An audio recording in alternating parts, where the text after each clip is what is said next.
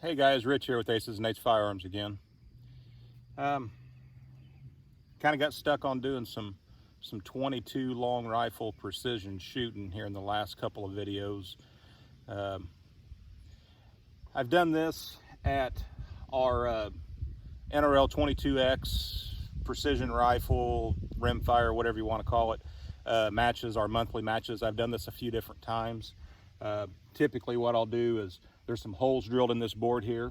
I'll put 5 matchsticks and then I'll staple a playing card on the edge of it, and you're looking down the very edge of the playing card. So 10 rounds, 90 seconds. I've kind of thrown a couple of different twists in it here and there, where one of them was you had to start with the block in your hand. You had 2 minutes to run 50 yards, set the block on these 2 screws here, run back, try to get all of the matchsticks broken, and then split the card.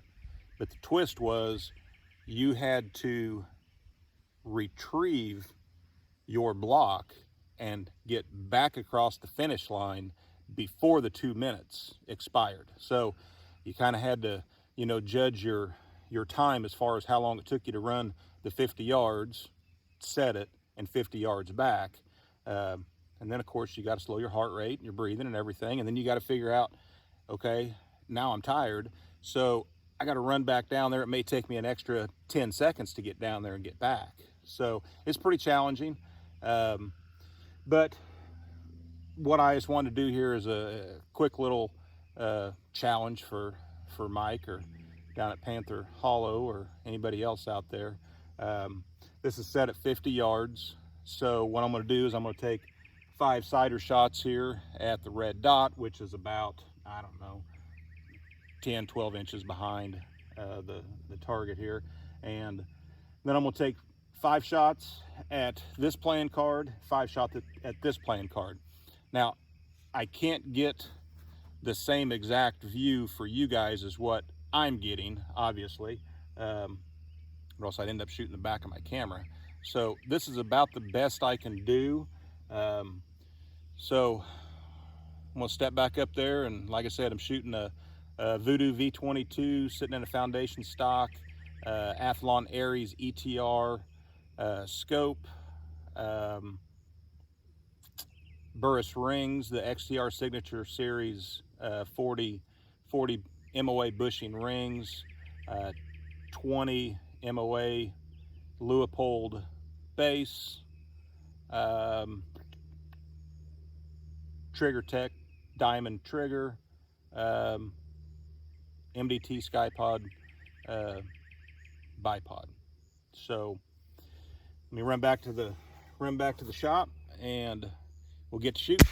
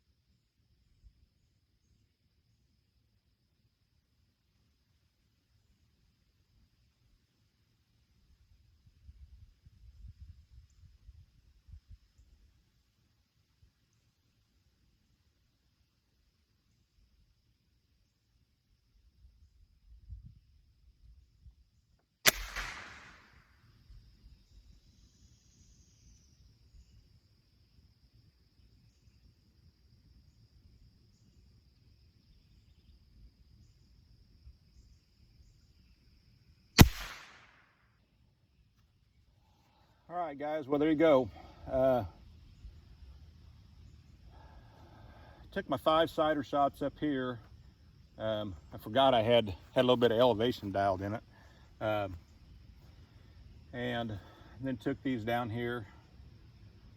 Yeah, not too impressive as far as a group at 50 yards, considering that it'll shoot matchsticks and a knife edge at 100 yards. But I don't know. I'm going to try to blame it on something. I'm just going to say there's some wind out here. I mean, you can see the trees out in the background a little bit. There's not a whole lot of wind, but yeah, I don't know. So anyway, went to the first playing card here, and I'll take it off this stick so you can see. Oop, get it up here. Didn't split it all the way in half, but came pretty darn close. I think that was on my 3rd round, if I remember correctly. Then I moved over to this one here, and I don't remember which round I come in contact with it on. Didn't split it all the way through, and I didn't split this one here all the way through either. But you can see she pretty near went all the way through. One thing that I do want to mention is in between, I don't know if you can, yeah, you can't even see my impacts. So let me bring this up here so you can see where my misses were. So these 3 here are, let me get that in focus for you. All right, so these 3 here is on this card here, okay? This one here. And what I did is, for one, I had to change magazines, and when I dropped the magazine and reached for the other one, I thought, you know what, I'm gonna fine-tune my parallax just a little bit better. Well, as a result, I still had the same point of impact, but obviously my cheek weld moved just ever so slightly. So by adjusting my parallax, my 4th round went here, and then my 5th round went here. And by comparison to here, that is a huge difference. I mean, that was probably 2 to 3 tenths to the left, and all I did was adjust my parallax just ever so slightly, and that changed my point of impact. So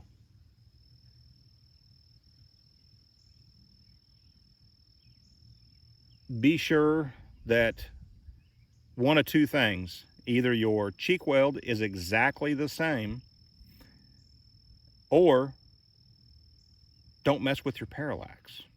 Once you get it adjusted, keep your cheek weld, keep your face on the gun, and just go with it. That makes it kind of hard whenever you're shooting, you know, like NRL 22 or NRL 22X or PRS rimfire, you know, because you're moving from stage to stage. Now, obviously, you're not shooting, you know, a playing card at 50 yards.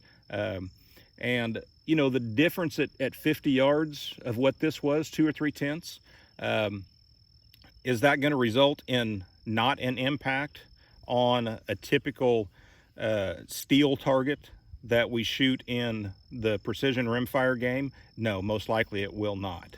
You've got so much more that you need to contend with, you know, between your breathing and all that other stuff, screwed up positions and that type of stuff. But yeah, just kind of a side note on the parallax there. I was kind of surprised, but then again, you know, after on the walk down here, I thought, now why should I be surprised? Because for one, I got my face off the gun and I changed the parallax. So we will go back into the shop and for some final thoughts.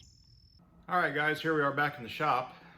Just some final thoughts. I pretty much said all my final thoughts out there you know, regarding the parallax and, you know, how important it is to maintain a good solid cheek weld and make sure your parallax is right, even moving just ever so slightly.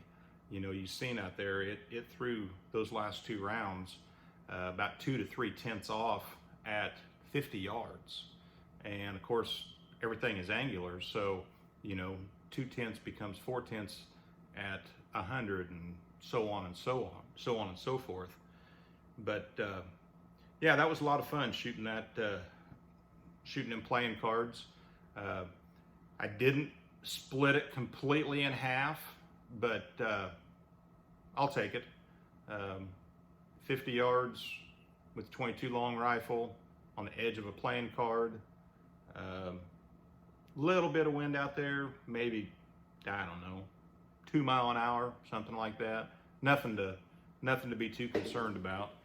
But yeah, it was a lot of fun. So, hey guys, I appreciate you watching, and we'll talk to you later.